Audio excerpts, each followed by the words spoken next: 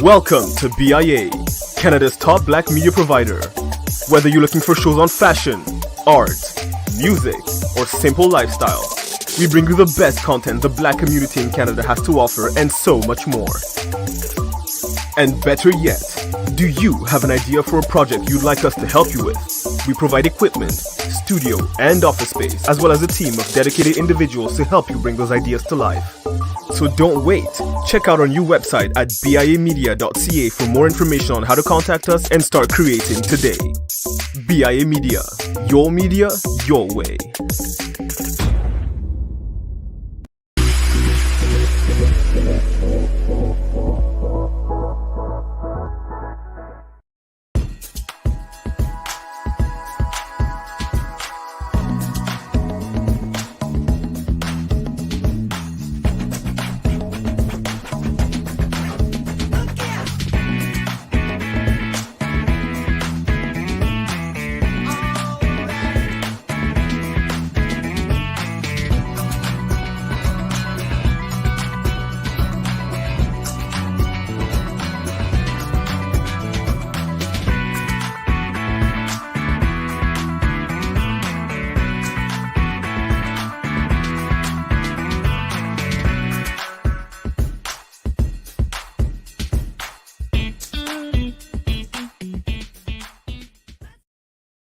What is up, everybody? It's Dr. Vibe here, host and producer of the award-winning Dr. Vibe Show, the home of Epic Conversations, and I'm the host of Epic Conversations, 2020 Best Podcast News Award winner, 2018 Innovation Award winner given out by the Canadian Ethnic Media Association, and I am the host of the only online conversation in the world for dads and fathers. It's co-sponsored by Dad Central, and also Dad Central, by the way, is Canada's national fatherhood organization, and Dove Men Care. And being part of that collaboration last year, I was part of a team that reached out to over 100,000 fathers around the world. And I take that as a real blessing. And as always, I'd like to say you're blessed, highly favored, a magnet for miracles, and a solution for someone's problem. We're broadcasting live in the afternoon, around 5 o'clock p.m. Eastern Time, on Sunday, February 27th, second last day of Black History Month. And every Sunday, 5 p.m. Eastern Time, we do something called Black Canada Talking. And it's a live online event where we give space, a safe and brave space for Black Canadians to express their thoughts, POVs, and opinions on stories that are important to them. And also, like today, bi-weekly, we have a panel. And today we have two wonderful people from our panel. And also we do have someone who's going to be joining us allegedly during our conversation today. So first off, we have Sarah Youngo from Ottawa. Sarah, how are you? I'm well, Dr. Vibe, coming to you from the unceded Gatineau. Yes, the unceded and unsurrendered territory of the Anishinaabe people here in Gatineau. And finally, sort of, exhaling after the whirlwind of usual Black History Month events that I've had to participate in or attend or report on or interview people for. So, yeah, busy. Is a break coming up? No. Okay. Because but you just came back from vacation. Isn't there time for No, International Women's Day is coming up, yes. And the International Day for the Elimination of Racial Discrimination is coming up, and then it's Easter. Yeah. Okay. Yeah. You got a point there. All right. Well, as always, a pleasure to have you. And we got some. There's nothing going on in the world, right? Hot topics. Hot topics. That's another program, Hot Topics. And actually, that lady's going off air soon, so that's another conversation. Carrie Shepherd's taking over. And of course, we got Cesar. What is up, Cesar? How you doing? I'm good, Dr. Vibe. Hi, Sister Sarah Niengo. Hi, everyone. Thanks for having me. I'm good. First of all, let me give a shout out to the Power Up, aka One Vision, One Voice, reaching out to Black children and youth in child welfare in Ontario, celebrating the pride, celebrating their heritage, the identity and culture that happened this week. So that's why I'm wearing the shirt and reminding each and everyone in the Black community, take a moment for our children and youth who notably have different experiences, notably in terms of parenting and that unfortunately come to deal with child welfare and all institutions, of course. Other than that, I'm good. Thank you. Busy month. Lots of conferences, presentations, etc. But always a pleasure to be here with my people to address all these important topics. Yeah, absolutely. It has been quite. There was a time where we only did these once a month, and we said let's go bi-weekly. Sometimes I think we need to go every week the way things are going now. But be careful what we ask for, because I may come one day and say, but that's another conversation. So let's get at it, because we don't got a lot of time and there is so much to chat about. So obviously, in a lot of people's minds, the big story is Ukraine and Mm-hmm. Russia. Mm-hmm. And I know, let's talk about it first, but then we also want to put Africa into the mix, Yeah. because if you've been on social media, there's been some very interesting videos Yeah. about how Africans in Ukraine are being treated. But let's talk about the Ukraine Russia conflict, and we'll morph right into the African lens on it. So who would like to chat first? Well, I can start real quick.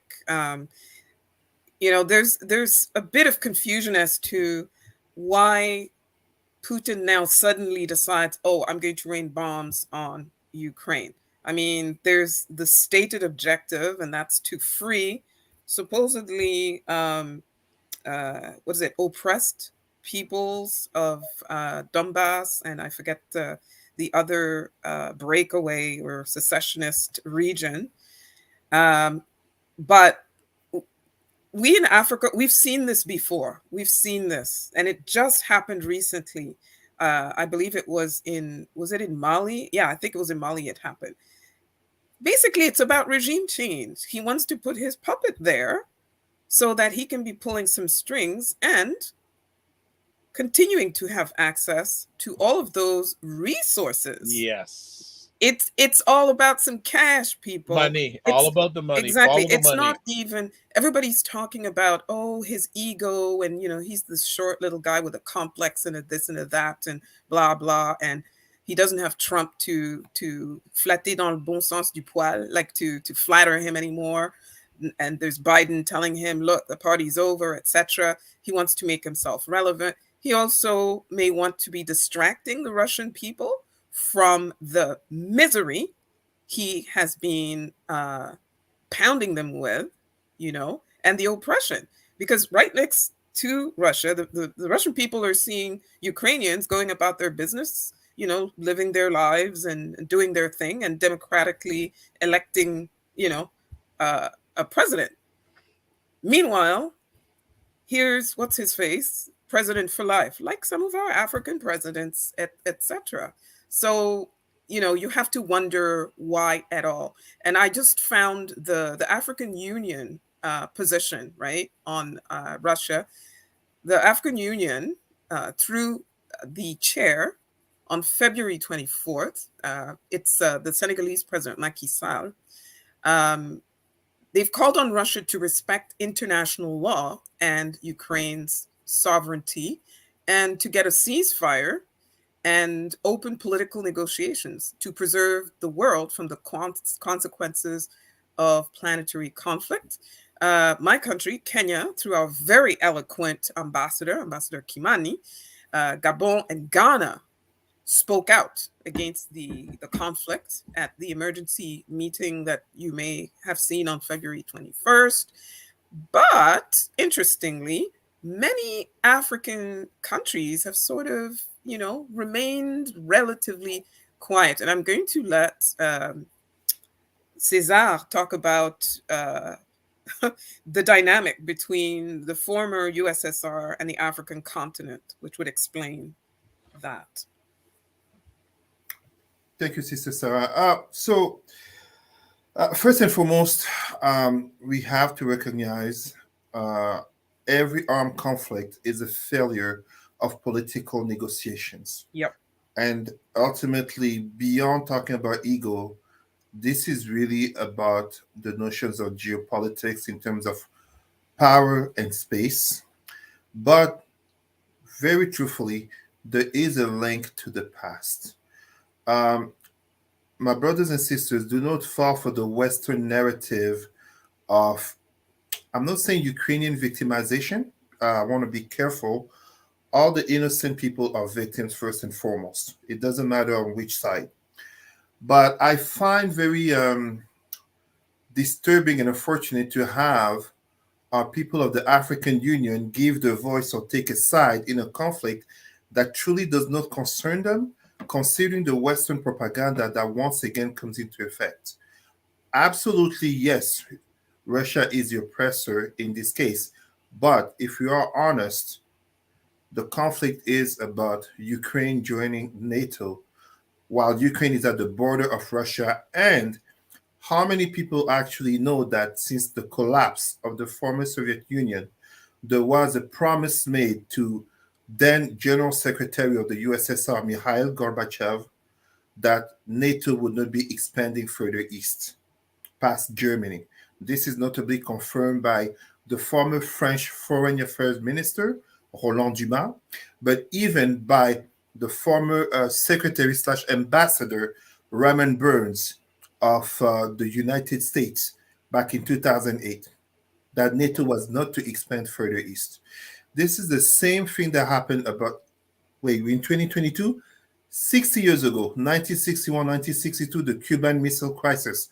We always hear the narrative in terms of USSR putting missiles in Cuba and therefore becoming a threat that could have led to World War III. We never hear the part about what happened before that. What happened before that? America putting missiles in Turkey, the historical enemy of Russia. America had missiles in Turkey that were directly threatening the survival of USSR. I'm a Pan-Africanist. I genuinely don't care about taking a side here. This is not my concern. But I know one thing. When these two are fighting, when they're destroying each other and notably destroying innocents, Africa and Black people are always at the bottom of the concerns. Because ultimately, one thing that we have to remember in the nature of these conflicts, it is always those who scream democracy, freedom, human rights, and justice. They tend to be the top arms salespeople in the world. And at the same time, we're talking about Ukraine. We went to invade Iraq under false weapons of mass destruction after starving and killing 1 million Iraqis, who notably contributed to the disintegration of Syria. Do we need to talk about Libya in 2011 with USA, France, and Great Britain? Canada. And Canada, yes. Mm-hmm. And the consequences all over North and Western Africa. Do we need to talk about Ivory Coast, Côte d'Ivoire, when France went to bring down Laurent Gbagbo and impose its puppet president, Alassane Dramane Ouattara? So my issue here in terms of the connection with Africa is we are being served the same usual narrative, and we can see the link to the past. This conflict is truly it's because Ukraine wants to join NATO. Don't get me wrong. Ukraine is an independent state that has the right to make its own choices. But when we talk about geopolitics, we talk about spheres of influence. Eastern Europe is a sphere of influence of Russia, in the same sense that 200 years ago, if my historical memory is correct, 1823, an American president, Monroe, declared through the Monroe Doctrine that the Americas from north to south, including the Caribbean, so from Canada to Brazil in the Caribbean, are the sphere of influence of United States. It's called the Monroe Doctrine. Look it up. This is why there is no French, British, Russian, Chinese, whatever you want to call it, base. Mm-hmm. But look at the number of American bases all around Russia. Look at all those bases all around Iran. I mean, this is not some anti-Western. We live here in the West, we're in Canada. I always say it, even in training and education, racism is global on the four corners of the world, but it's in the Western world that Black people have the more rights, as odd as it may seem. So this is not some anti-West narrative that I'm giving here. This is just giving the facts for our people to not fall into the trappings of picking sides, because our African countries, first and foremost, they're not really independent. whether it be through France and France Afrique or through the Commonwealth and Britain, and notably American bases and notably the American force in Africa, AFRICOM, I think it's called, they're not really independent. So please, and we see this when we talk notably about the fate of Black students, notably Nigerian students stuck in Ukraine. Allow me to take a break as I welcome my brother into the chat, and then I can continue right after. Yes, we've got him. Louis March. Louis March. The Zero Gun Violence Movement coming in from an event. Thank you, Louis, for making the time. How we doing? How are you, your family, and the community massive? Can't hear you, Louis. Battle. There we go. Yep, I'm still standing, still fighting. It's one battle after another. It's a global war. It's a national war. It's a city war. It's a community war. And we have to pick and choose which battlefields we show up at because it's all over the place. But I'm glad to be here. I made it. And I just did good work out in the West End, and I'm here now with you. Fabulous. We're going to put you right into it. What are your thoughts about Ukraine, Russia, and also the African lens that we're going to talk about? Cesar talked a little bit about already, but what are your thoughts? No, Cesar is bang on. Like all I was, shaking my head. I couldn't have said it any better. Look, we have to learn our history. We cannot be afraid to have our own narratives, but we cannot just jump in and adopt the narratives that other spheres of interest. The Monroe Doctrine. You remember what happened in Cuba when the Russians put missiles in Cuba for defensive reasons, and the Americans hit the sky because it went contrary to the Monroe Doctrine, right? The history of the Ukraine, the ethnic groups within the Ukraine, not all of them are of the same blood. Some of are parts of Russia that was carved out before, right? And they are now saying that they want their independence. But again, the bottom line here is America wants to have more influence on the borders of Russia through what they call NATO, right? I heard that our premier, our premier is willing to open the door for refugees from the Ukraine on the drop of a pen. He wants to open the door, right? The response by other countries around the world.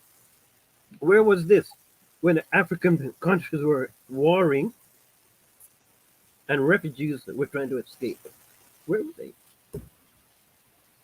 This gives us an opportunity to really see what American dominance, Western dominance, who are the victims and who are the victors will be. All right. Go ahead, Sarah. Yeah, and Lou is right about the hypocrisy and the double standard, because here in Quebec, right away our premier Legault was like, yes, we're going to throw open the doors, and if they've got computer scientists and this and that and technicians, we have a labor shortage anyway. Let's go. Let's get these people and bring them in, and we're ready to receive them, etc. Excuse me, Premier Legault, what about the people that came across the border in Lacolle who helped out during the pandemic in our long-term care homes? Hello? Oh, wait. Oh, there's a backlog? Really? Why is there a backlog? Oh, you don't have enough staff to... Oh, really? And so you're going to have enough staff to process tens of thousands of Ukrainians in several weeks? Really? So, you see that whole thing. And by the way, there are other wars that are raging on the continent as we sit here. People from Ethiopia who are trying to escape that war that's going on over there, which is not over. Just because the cameras have left and it's not, top of mind, doesn't mean it went away. What about those people? What about people who are waiting to be reunited? Afghan refugees whose families are in second and third countries, Pakistan, India, and other places, trying to get here. So as Canadians, as Black Canadians, at some point we need to speak up and say, not in my name, not in my name. No hate against Ukrainians, but as voters, we notice that you will very quickly get some white people in on the fast track, and our people and other people of color will be left by the wayside. Just saying. That's very well said, and I mean this is a constant recurring of if you have to really call it what it is, white lives matter. White victimization matters more. White tears. There's this entire propaganda, and please, I'm going to say something that may shock some people. I actually don't blame Westerners for doing it. These are their people. They look like them. It is for us as Black people, as Caribbean, Africans, Black Americans, Afro-Brazilians, Black Indians, Black Australians, Indigenous, to value more the lives of our own people, to speak, to advocate more. Black History Month does not end on February 28th. It's 365, 366. And in doing such, this is why we must hold account our very own. We must hold accountable, and you know who I get when I talk about religions. We must hold accountable those Black pastors and priests who are calling for Black parishioners to pray for Ukraine, but they never said a word to pray for Haiti, for Congo, for Sudan, for Mali, for Kenya when there are terrorist attacks, for Cameroon where I'm born, for Blacks in Brazil, Blacks in the US, for Jamaica when something happens. They never talk about it. But hey, pray for Ukraine. Pray for Paris. Remember, pray for Paris. Pray for London. Pray for whatever happens in the United States. Je suis Charlie Hebdo. Je suis Charlie Hebdo. I am Charlie. And at the same time, we must hold our Black/African governments responsible, because as unfortunate and discriminatory that it is, and we can talk about racism all day, when we have African, and I don't know if they're all African, I'm just going to say Black, because that's really what it is. In the world, nobody cares whether you're African, Caribbean, whatever. You're Black, period. When we have Black students in Ukraine who are being victims of racism in terms of trying to escape a war-torn zone and being denied entrance on trains, and yet they're letting white people, aka Ukrainian nationals. On one side, I can absolutely understand you're going to prefer to save your own before saving the foreigners. But the truth is this, it's not really about the foreigners. It's because they're Black, because French foreigners have been let go. Other foreigners of other countries have been able to escape. There is a visible discrimination against Black students. And again, it doesn't mean that all Ukrainians are racist, just as it doesn't mean all Russians are racist.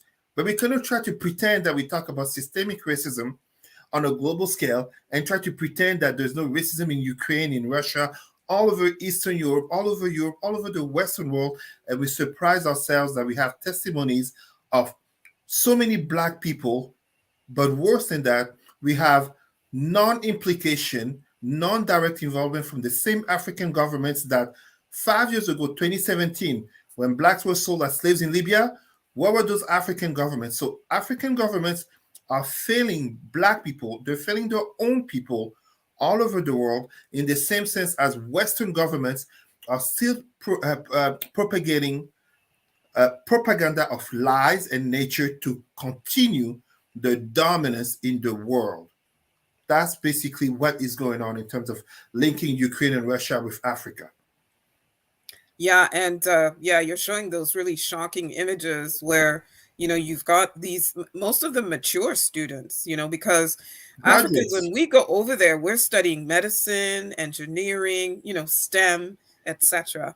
And a lot of these people, as you can see in those images, they have children. Like they've been raising families in Ukraine and contributing to the economies and the local communities where they live. Some of them have married Ukrainians, etc., etc. But you're Black, you get, the gun in your face. No, you're not getting on. Excuse me, that woman that went right in front of me, that white woman, that's my wife, and all these are our kids, right? And yes, the failure of African governments. in fairness, I have to wonder, because the Canadian government really is not much better when it comes to evacuating their own people from, conflict zones. Okay, I was hearing all kinds of horror stories about people trying to get out of Ethiopia. This was last year, right? And being told, no, you have to go. Those people and the COVID people, at the beginning of the Omicron wave, you have to go to a second and then a third country, and then if you're lucky, you'll get a flight where consular services will help you get on that flight to come back to Canada. So it's not just African countries, but African countries are known to be just chronically incompetent, chronically. And I'm seeing that as a daughter of a former career diplomat for over 3 decades, that as soon as something like this happens, their response is, oh, well, if you can get to our embassy in Brussels, or the one in this case for Kenyans, it's Berlin. Berlin is the closest one. Then we'll see how we can help you. What? Do you guys not have some sort of plan? That's another thing. There's never sort of a workable operational plan, as in we will charter buses, we'll have them waiting on the other side, on the Polish side of the border, and show your Nigerian passport and boom, you're on. No. So what's happening with the Nigerian? I was, before I came on, I was watching a telecast on YouTube between a Nigerian journalist and Nigerians who are actually in Kiev, in Lviv, and in other parts of Ukraine. And one guy who was on the Polish side, who said him and his buddies, they have cars, they've chartered minibuses, and what they're doing is driving to the border. And they're sending out tweets and saying, listen, if you're Nigerian, blah, blah, blah, come to this spot. Wow. A bunch of us are going to drive you into Poland and help you out. People are having to rely on themselves, basically. It's a shame. It's a shame. Absolute shame. We can always point the finger at racism. We can talk about the Westerners, and we can talk about, the racist Ukrainians, the racist Russians, the racist aliens, but there is a shame in the apathy of our governments in terms of looking after our own people. And that is absolutely disgraceful. We saw this very well with slavery in Libya in 2017. What were the African governments? We're seeing it again. It comes to a point where it is not a surprise. It's not a surprise when you're Black to see racism. It just becomes further and further shocking to see how little our governments do. But let us dare to be honest, our African governments are also there, led by a bunch of puppets. They're about themselves. They care only about themselves. No. All right. Any last words, Louis, before we move on to the next conversation topic? Oh, you're on mute. Louis, we can't hear you. Yeah, this hypocrisy, this double standard, this racism has played out for decades and centuries. When are we going to punch back? As a people, we're sick and tired of ducking in the ring. We got boxing gloves.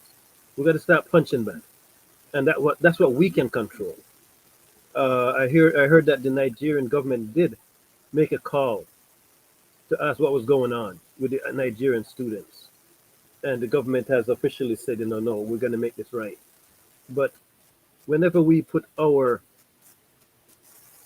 situation or circumstance in a dependency relationship on others, it's a pathway for failure. And we've been playing this out too long. If this doesn't wake us up and force us to rethink our relationships in a meaningful way, then I'm not sure what else would. When America went into Iraq, when they went into Afghanistan, under the pretext of whatever, right? They bombed Iraq into the Stone Ages. They killed thousands, millions of people. Where was the outcry? Where was the outcry? Under the pretext, what did they say? The coalition of the willing.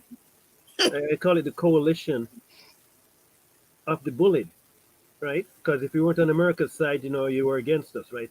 These type of things, like it plays out, but we have We have to start thinking beyond what they feed us. We have to start eating our own food. Next subject, please. Let me just add to what Brother Louis said. Go ahead, Louis. Very important. Cesar. I'm just very quickly, 10 seconds, what Brother Louis said. Who sanctions the West when he goes on such campaigns, killing thousands upon thousands? So far, we're hearing of what, 200 civilians, maybe 200, less than 1,000 dead right now by Russia. But we know the numbers in terms of people killed in Iraq, in Afghanistan, in Syria, notably due to the West, Ivory Coast. We have those numbers far more. Who sanctions the West? And in terms of our African students going to study abroad, and then there's a situation such as now in Ukraine, why don't we develop our own? Instead of building churches and mosques, where are those faculties of medicine in Africa? Where are those big schools, those think tanks? Where are we creating the winners of the Fields Medal and the Science Awards and the Nobel Prizes that they can study in Africa? Wakanda does not have to be a fiction. If we have it right there in Africa, our people won't have to be victim of discrimination and racism overseas. And instead, we can have Ukrainians coming to study in Africa instead of so-called peacekeeping missions. We can have Chinese come to study in Africa instead of, coming to get rich in Africa to go back to the country to enrich them. I think we're done for this for now, but I think it ain't going away because obviously, who knows what will happen in the conflict? I've heard through news reports that the Russians and the Ukrainians are going to have a delegation meeting, I think, in the next 24 hours. Who knows? And I'll just put in there, something tells me Putin he would not hesitate to do the nuclear thing, but that's a whole other conversation. So let's move on next. 2 weeks ago, the city of Ottawa and Gatineau was on a lockdown. And we talked about it a few weeks ago. It's now dissipated. What are our thoughts now and going forward about the Freedom Train convoy? Who would like to start? Actually, Louis, I want you to start first because Sarah and Cesar had a chance to chat about it 2 weeks ago. What were your thoughts about the Freedom Train convoy, past, present, and what is the future? So what they told me in school many moons ago is that people and things are seldom the way they appear. What you see in front of you, don't be afraid to look behind it, because there's a bigger story there. Even when we talk about gun violence, we're not talking about gun violence. What's going on behind? That's what we need to look at. When it comes to this freedom convoy, America better be on the lookout, because I hear there's one on its way to Washington right now. Happened in Ottawa. Look who was running it. Look at their professed mandates and manifestos. This had nothing to do with freedom. This has more to do with overthrowing a government from a white supremacist lens. And they made no bones about it. And they had a free pathway to exercise this violence against the government, against the people, against the province, and so on. And needless to say, if it was black people or indigenous people doing this, 24 hours would have been a long time before they called in the army, right? 24 minutes. Okay, you see what I mean? So again, we have to look at these things from a black people's lens and stop looking at that from their perspective, right? These people got away with murder because of the color of their skin. Bottom line, the level of violence that they inflicted under the guise of freedom. Freedom for what? Freedom for white supremacists to have a blank check to do whatever they want. And everybody, there's a charge. It's called it's a criminal charge called willful blindness.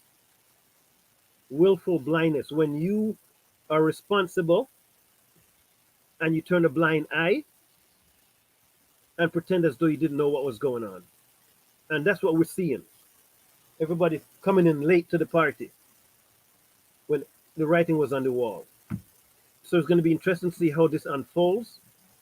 But again, what other wake-up call do we need before we're going to stand up and punch back on behalf of our people and not leave it in the hands of criminals who have a history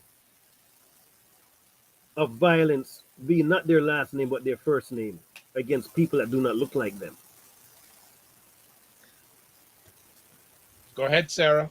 I'm very curious because the downtown core, I mean, it's a mix of people who live there, but there's a lot of mostly white condo homeowners, etc., and old stately homes, and of course Parliament, etc. And I'm wondering if it was, mostly Black, if it was like Bed-Stuy, or if it was, Harlem from the 80s or something like that, if the reaction, like the authorities, wouldn't have ended up acting as forcefully. I'm just wondering about that. That's one thing. The other thing too is there are many casualties in this thing, including now former Chief Slowly. And in the past week, we've been seeing these leaks to the effect that there was actually a mutiny already underway at Ottawa Police leading up to this thing, and that there are some officers who are known to have collaborated with or willfully done that willfully blind thing you were talking about, where they looked the other way while people were ferrying jerry cans of fuel to the trucks and food, and putting up the bouncy castle and setting up the hot tub and all of that. There were police officers the entire time. There weren't many, but they were there. And this thing of saying, oh, but we were outnumbered, so we couldn't go up to people and tell them not to do that and not to do this. Now, I'm sorry, I don't buy that, because as soon as you see a few Black people standing around at the Rideau Center minding their business, you are all up in their face, sometimes 4 or 5 of you, okay? And some Black people aren't even doing anything. They're not occupying anything. They have shopping bags in their hands, and there you go. So don't even go there. I want to see heads roll, and roll hard, really hard, okay? From those people in the Canadian Forces, some veterans who were at that monument, who were quote unquote guarding it. Please, they need to do a cleanup job, and it needs to be more than just the sexual harassment and sexual assault. It needs to be the white supremacist, because the number one terror threat in Canada now, in my opinion, it's not those brown-skinned people who are minding their own business that you stop up and down the street. It's them white people that are putting out videos talking about, we want Canada back, make Canada great again, and that sort of thing. So our intelligence community, law enforcement, and the judicial system, they need to get caught up. And as Louis says, this was that wake-up call. But I have to say, as someone who works in Ottawa and used to live in Ottawa, the trauma, I can't even start unpacking the trauma. And I'm sure I'm not the only one. Cesar? Dr. Vibe, I'm just going to piggyback on what Louis and Sarah were just saying. Canada is one of the worst countries for white supremacy. And when we have such a thing as a so-called Freedom Convoy, I very purposely call it the Freedom, D-U-M-B, yes, Convoy, started by white supremacists. This is not a matter of my opinion. This is not Sarah's opinion. This is not Louis' opinion. These people, the organizers, such as the Tamara Lynch, I remix her name, saying Lynch instead of Leach, who joined a separatist, one of those exit movements from Brexit to Wexit to California exit, etc., are known for being nest of white supremacists in a logic of make America great again, make Canada great again. All these make great again are AKA anti-immigration, anti-multiculturalism, anti-black. This is not me saying it. This is people like Pat King will believe in attempt to eradicate the Anglo-Saxon race, aka the Great Replacement. We have black people who are following these type of leaders because of the lack of education on these topics, the ignorance. Ignorance kills a lot in the black community. People don't like to talk about it. This is not about because I say and I think so, therefore I'm right.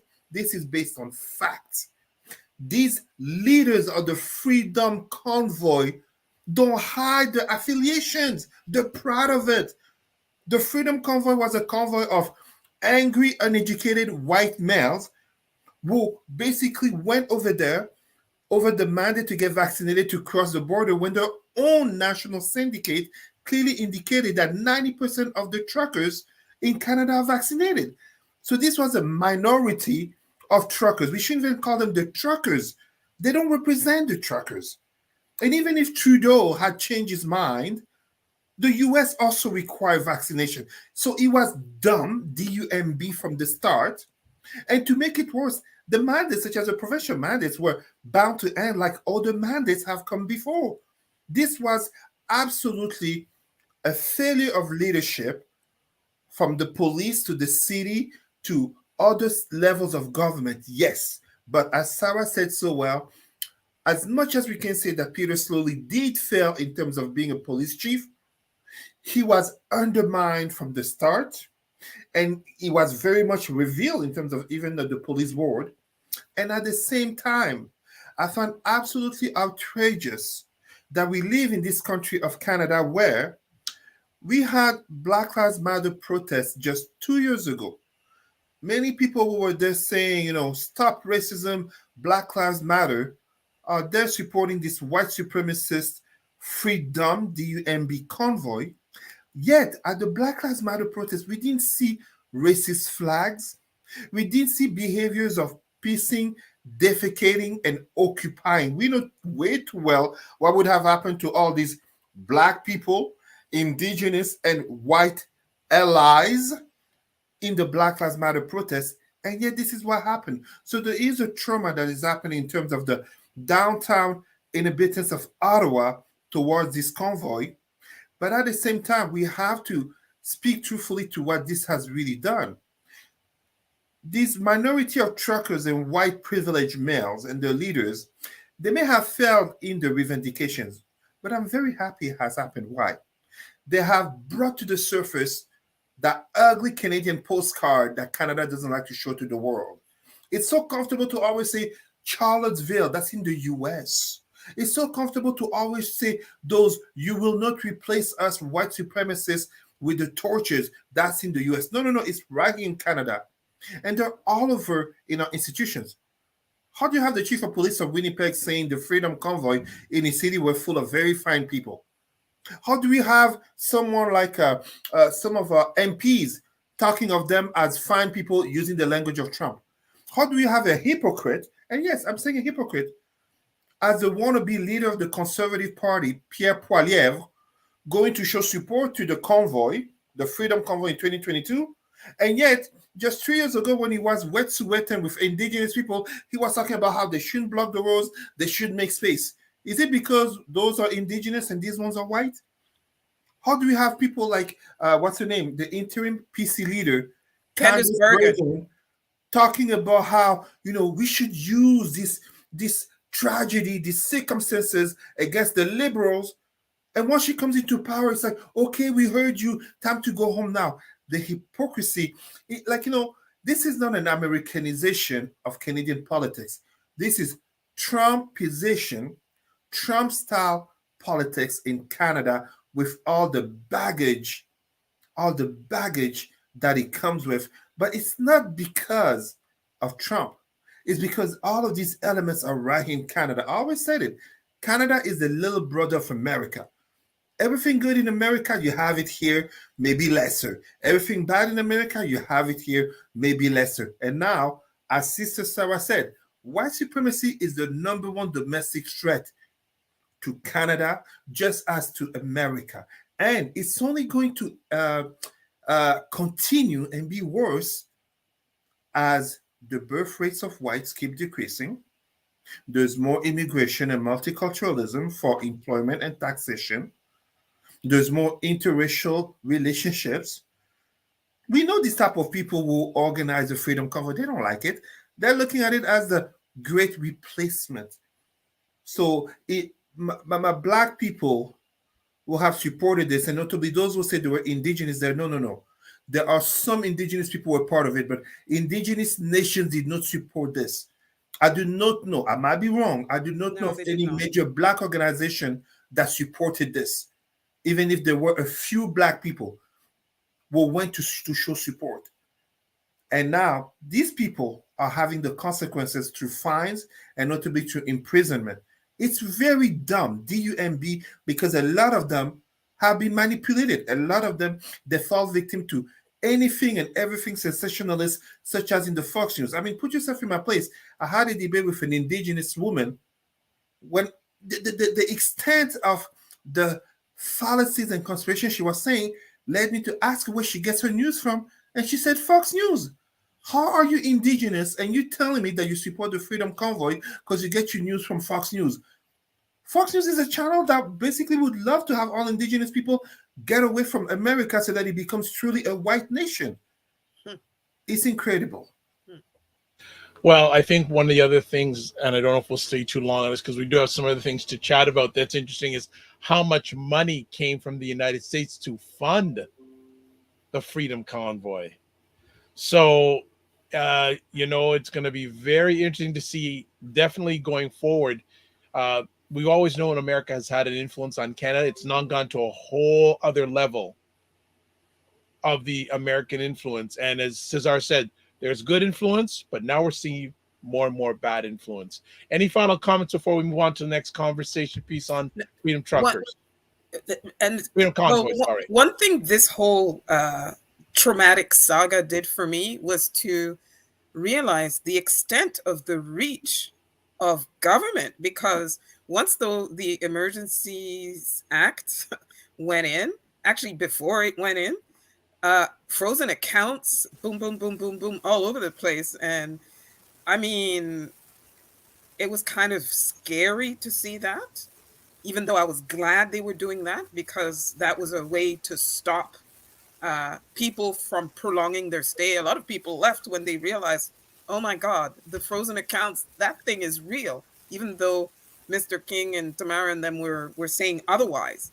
And it sort of made me question, so what is the responsibility of government in a situation like this? Why are you waiting 20-something days to put mettre tes culottes, like to, pull up your pants, grow some balls and just say, listen, we're not having this. It's been a week. You need to go home. We're calling up police forces here, there, everywhere, and whatever, and they're coming here, and boom, there you go.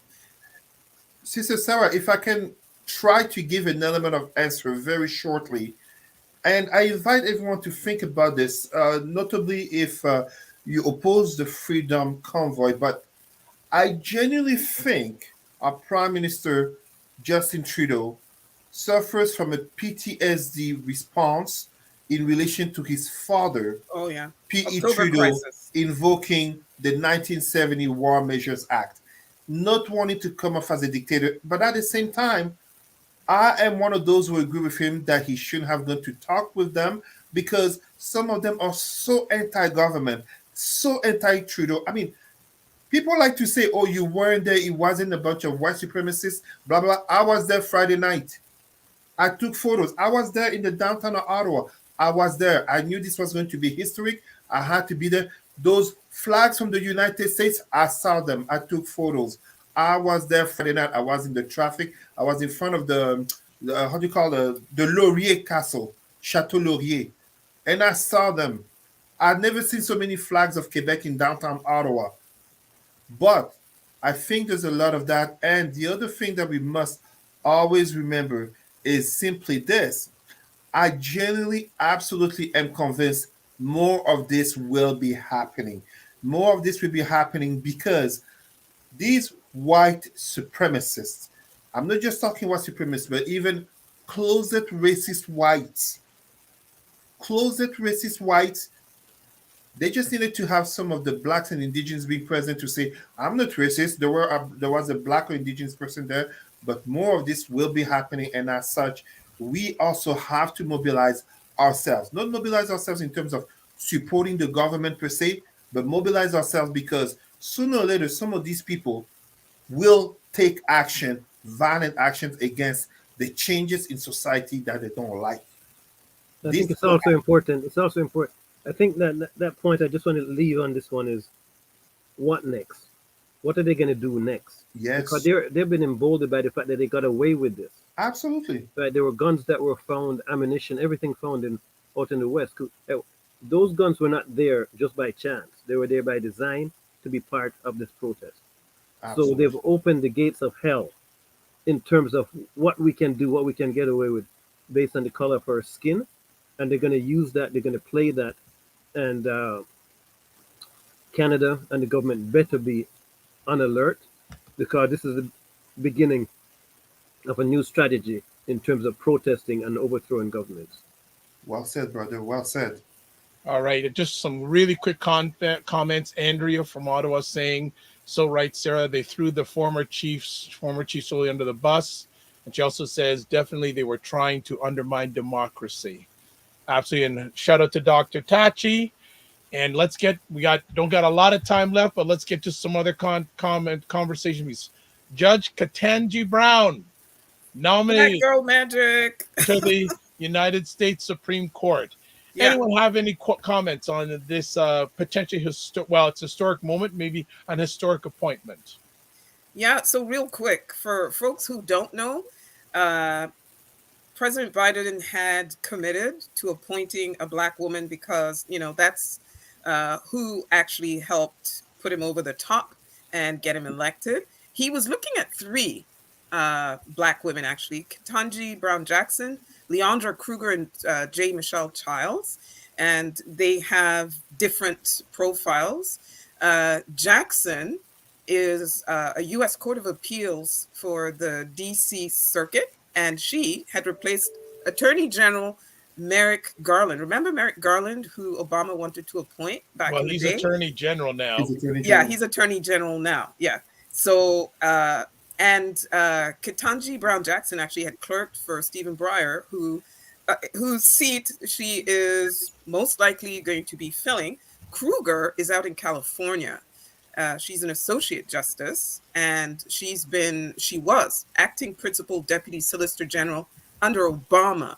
Okay. And then Childs, and this one, some Republicans from the South are going to be pissed off that she wasn't chosen because Childs is on the U.S. District Court for the District of South Carolina. And she had previously been nominated by Biden for a seat on the D.C. Circuit Court of Appeals, where Ketanji Brown Jackson sits. This is a good thing. She was a safe choice, I would say. She was a safe choice. And apparently she's one of only two former public defenders who is being nominated to the court.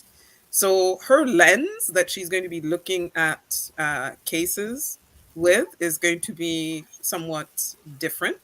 I hope she puts the heat under Clarence Thomas's bum and really gives him a run for his money until he retires.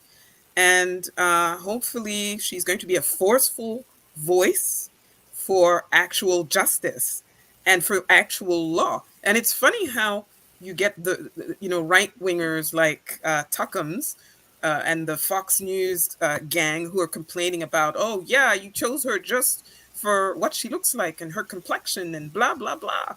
I'm like, hello, all the white judges who were nominated before Thurgood Marshall, the first black judge, right? And they also are accusing her of being, like a puppet of the left, like the radical left. And this, it's like, excuse me, the radical right, Kavanaugh, and what's her name? Coney Barrett. So there's a lot of hypocrisy in the reaction of the Republican side. I think she's going to get through. I think she's going to get through and make a Before difference. anyone else comments, just interesting about your Sarah. You said you said something very troublesome there.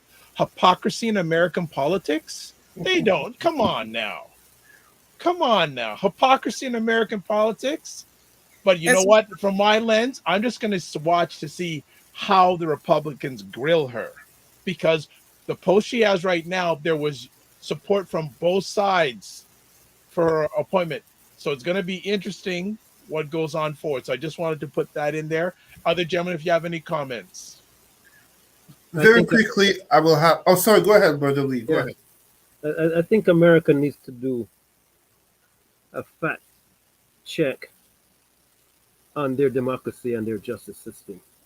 They just need to do a fact check, and they will be exposed. They got problems. They just need a fact check to confirm what they're saying they're doing is what they're actually doing, because everybody knows, including themselves, that there's miles of difference in between. They just need a fact check, because their democracy and their justice systems are nothing compared to what I read in the books and what it should be.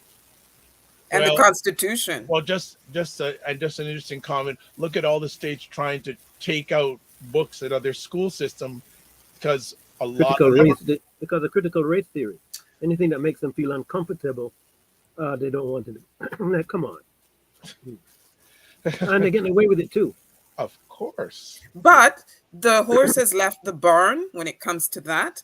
And those, especially white people who think they're going to be rolling back progress on a grand scale, have another thing coming, because there's several generations who just don't buy this whole white supremacy thing and who want to move ahead and move forward. And you can ban all the books you want. Them kids are going to go on Amazon and buy them. Or their TikTok, parents will buy them. TikTok, IG Live, all those sort of things. Cesar, we've held you back. Sorry about that. No, that's great. I mean, your Brother Lee was actually going my way, because I was going to talk a little bit about critical race theory, aka equity, diversity, and inclusivity. Two angles. First of all, yes, the hypocrisy of the Republicans. Let us give a name: Ted Cruz. People like Ted Cruz slamming Joe Biden, and it has nothing to do with liking Joe Biden and the Democrats, obviously, but the hypocrisy in claiming this is discriminatory and racism and an insult to black women. This guy wants to try to put himself there as a champion of black women. Since when? This is a guy who basically flip-flops in order to stay in power. He becomes ass kisser to Donald Trump when it suits him in order for him to be reelected. At the same time, we have to be careful. And I'm saying we have to be careful. Let us not fall as black people into considerations. I mean, considerations that matter, sure, such as who is she married to, all these type of private life consideration. But why I'm saying to be careful, there is a black judge in the Supreme Court of the United States by the name of Clarence Thomas. We cannot talk. I mean, this is like, I'm about to repeat kind of the same language I was talking about Ukraine and Africa, but we can't just point the finger at white people, especially Republicans, talking about hypocrisy, when we have a black judge who benefited from affirmative action to become a judge of the Supreme Court, and yet is very conservative. He's very pro-white. And I don't care that his wife is white. I am not against interracial relationships and all that. But it's a little bit concerning. It's very concerning when you have arguably the most conservative judge to be Clarence Thomas in a complete betrayal of affirmative action. So let's be happy indeed that Judge Ketanji Brown most likely will be nominated. Yes. But let us hold her accountable. You don't get a pass simply because you have the same skin color as me, because God knows, and you know I don't believe in God, there's enough black people who support Trump, who support the Republicans despite their lies to the black community, but also the Democrats despite their lies to the black community. And there's enough black people who, if slavery or colonization started tomorrow, they would be saying it's the wish of God, Jesus, and Allah. So let's hold our sister accountable in the same way that we support for her to get the nomination. But well, before we move on to our next conversation point, both Louis and Sarah giggled there. I saw the smile on their face. What can I say? You want to add anything? Because when Louis smiles like that, I know they're saying, "Yeah, Louis, you want to add anything?" No. Let's move on. I want to get to Black History Month. Okay. One other comment on this interesting question from Andrea from Ottawa saying, what about Canada's Supreme Court? Excellent. Yeah, isn't there a judge who just retired? I believe, or is going to retire, or yeah. And I mean, Trudeau did put forward the name of, I believe he's Ismaili, if I'm not mistaken. Someone of South Asian extraction, the first person of color other than beige on Canada's Supreme Court, right? So the next logical step is a black somebody or an indigenous somebody and then a black somebody, right? We'll see. We will see. We will see. Well, let's move on to our final conversation topic. And Louis wants to talk about, so we are broadcasting on February 27th, 2022. And there's one more day left of Black History Month. So wanted to get our panelists to chime in. What do they think about this Black History Month? And what's next? I think when it comes to Black History Month, I just want to make this clear. And look, when they have to decide when we talk about our Black history, we got a problem. It's not for them to dictate to us. But the Jewish people do not go to the Germans and say, can you tell me what happened in the Second World War and Auschwitz and those camps? They don't do that. They write their own story about what took place. So I don't see why we as a people have figured that the right thing to do is go and ask those people that enslaved us, brutalized us, exploited, killed us for 400 years and ask them to tell us about our history. It does not make any sense. And if we haven't figured that out yet, then we got some more work to do. We got a problem. Christopher Columbus was a state-sponsored pirate. If you look at his resume, state-sponsored pirate. You think they're going to write that into their history books? Because if they write that into their history book, it's going to undo everything they've said about world history. They can't put it in there. It's about time that we take responsibility and ownership of telling our own history, regardless of which chapter. When we give that to the oppressor to tell us, we got a problem. And Marcus Garvey, 100 years ago, said that with our inferior education, we have become our worst enemy. That was 100 years ago, my friends. And guess what? We have these dependency models on the oppressed. We're going to them? It's sad. So I've got Black History Month events scheduled for next week. And as a matter of fact, 2 weeks. Just to let them know that I'm not drinking their Kool-Aid. We're going to start mixing our old Kool-Aid right now. And that's it in a nutshell for me on Black History Month. I'm not here to tell you what you know about our history. I'm here to tell you what you do not know when I show up. Sarah? Yeah, and in all fairness, Louis, there are a number of Black people who have been telling our stories. Dr. Vibe had two of them on his show last Sunday, Jennifer Holness and Sud Sutherland, who premiered yesterday night at 9 p.m. on History Channel and Global TV, BLK, An Origin Story. And they are telling those stories that Louis is talking about, the ones that the mainstream narrative does not include for very obvious reasons, because it makes some white people look bad, right? So slavery, the slavery that went on in Canada for 200 years, the exploitation of the Maroons, the fact that some Black people were so mistreated, they just like found their way on a ship and hightailed it back to Africa, right? So we've got filmmakers like Jen and Suds. We've got Cheryl Fogo talking about the history of Blacks in Alberta.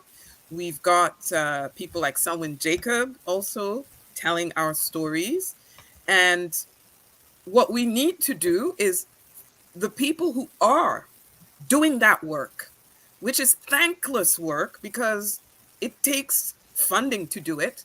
And we all know that on the pecking order, Black people be at the back of the line when it comes to some government funding, right? Dr. Vibe, Jen, and Suds did bring that up, you know, the struggle to get the funding to tell stories that funders deemed sort of peripheral and not necessarily worthy, etc. A lot of work has been done. The Ontario Black History Society has been doing a lot of research and good work there. We also have Black museums, Black created, Black led, and Black owned museums, mostly in the Maritimes and in Southern Ontario. We need to be going there. We need to put our money there, not the Royal Ontario Museum Black. Go to our Black museums that tell our Black history. We have people who have been writing books for years and years. Do we buy their books? Black people telling Black stories, Canadian Black stories specifically, because that's really where there is a need. Americans have, you know, out the wazoo. Caribbeans have, Africans as well. Canadian Black stories. So that work is being done. We need to ask for more, obviously.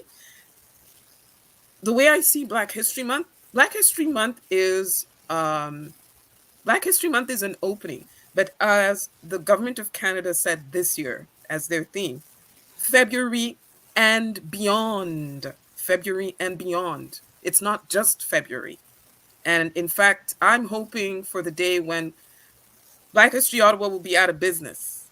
And we are not going to need February because all of our stories are in the national narrative and in, you know, the classrooms the way they should always have been.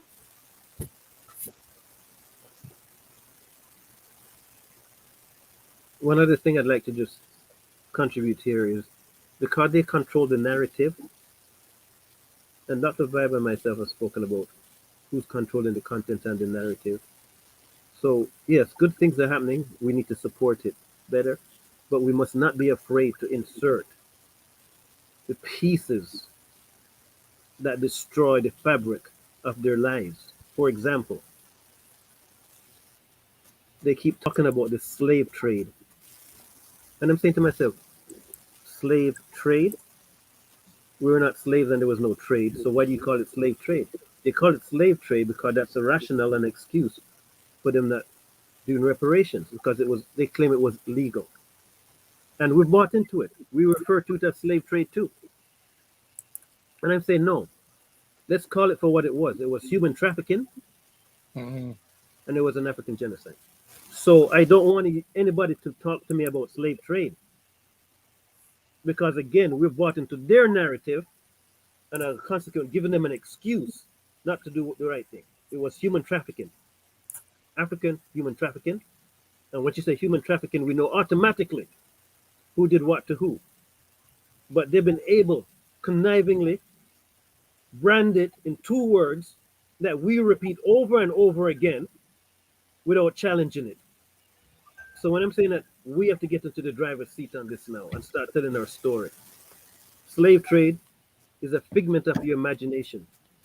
It was human trafficking, an African genocide, period. And now you're going to be held responsible. Because cloaking it in slave trade to me, and we're buying into it, means that we still haven't figured it out. Go ahead, Cesar. I just like, no, thank you very much. Great exchange between Brother Louis. Absolutely, human trafficking and genocide. And absolutely great points by Sister Sarah in terms of talking about us, Afro-Canadians. Do we tell our stories? Do we advocate?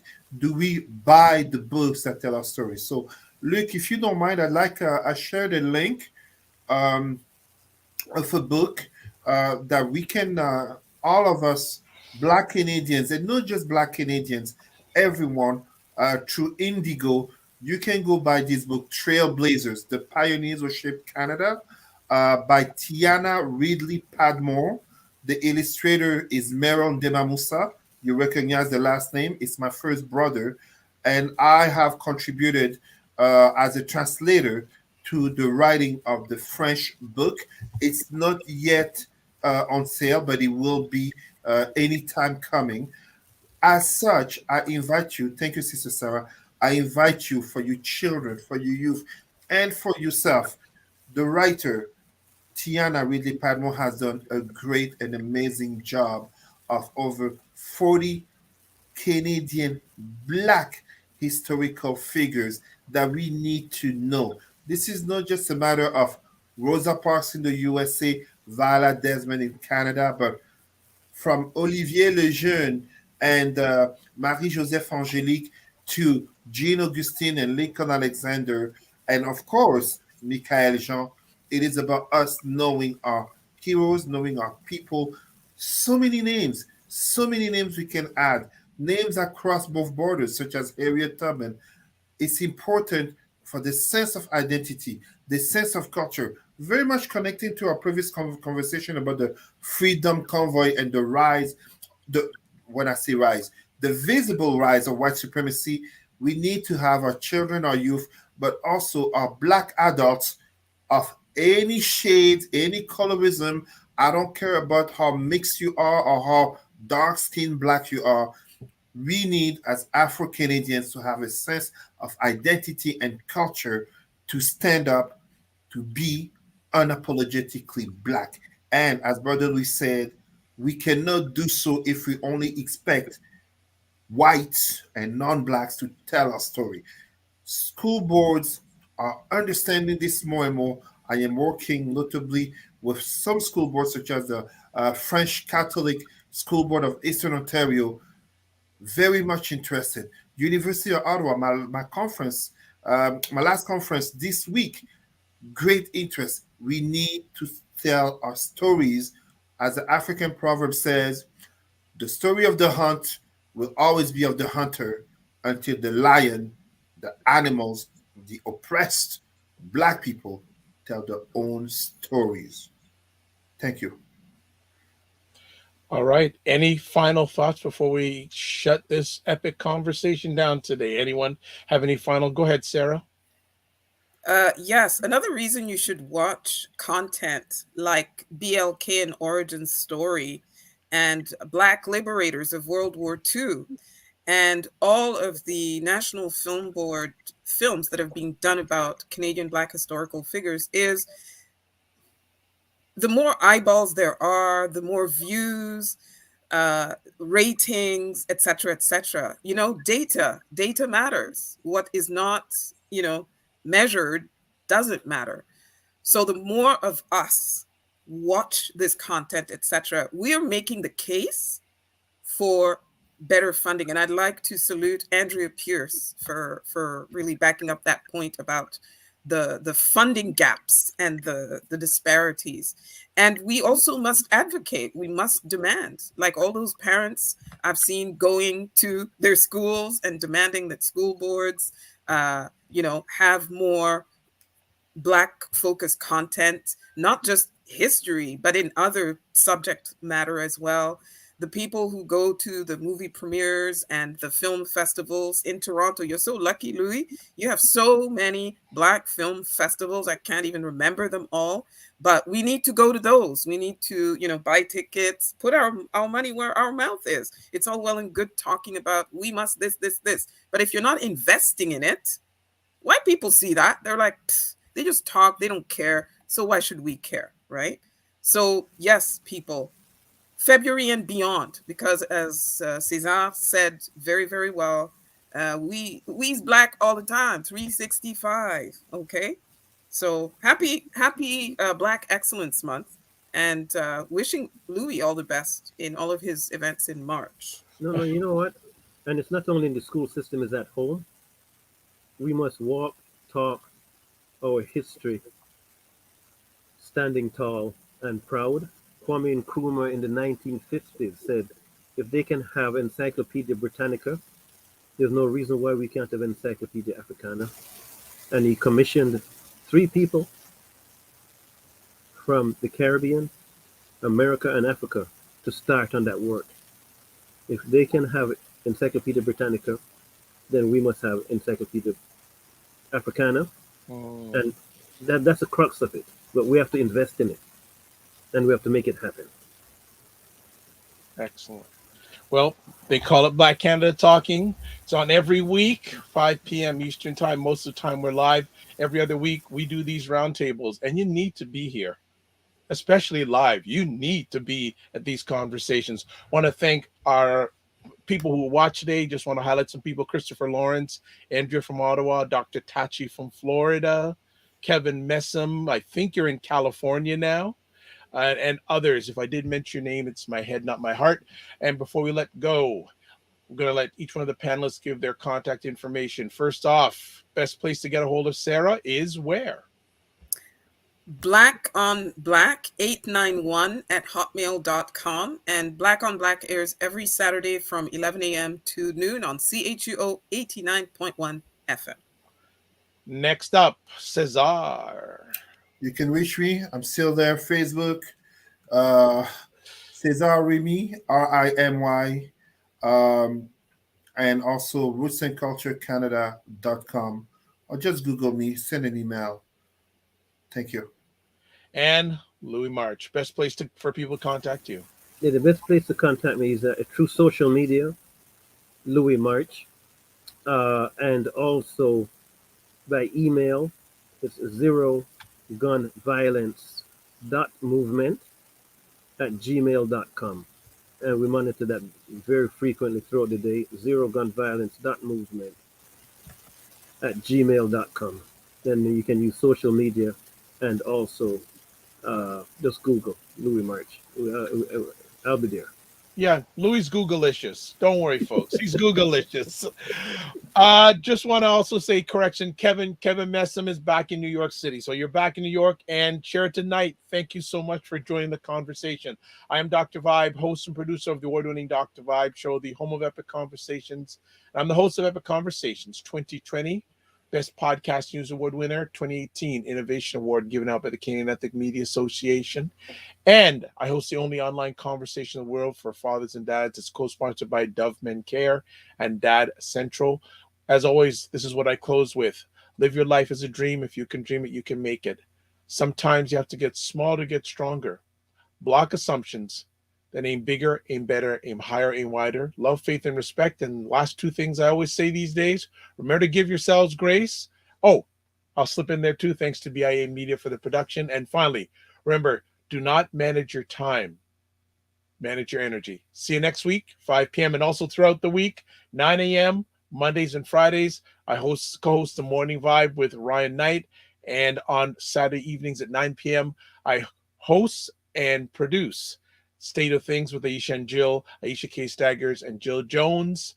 Give their takes on what's going on, mainly in America, but around the world. And also, subscribe to the Dr. Vibe Show on YouTube and or Facebook. You'll get notifications when we have these epic conversations. God bless. Peace to all. Keep the faith and walk good. Ottawa's Black Business Alliance, a place where you can learn to be your own person and build the future you want for yourself. Our mission is to help young entrepreneurs achieve their business goals through the best coaching, managing, consulting, and a slew of other services. Together, we can become a pillar in the Afro-Canadian community. Don't hesitate to contact us through our website at www.oba.ca, and remember that building tomorrow starts today. OBA Consulting. Take hold of your future.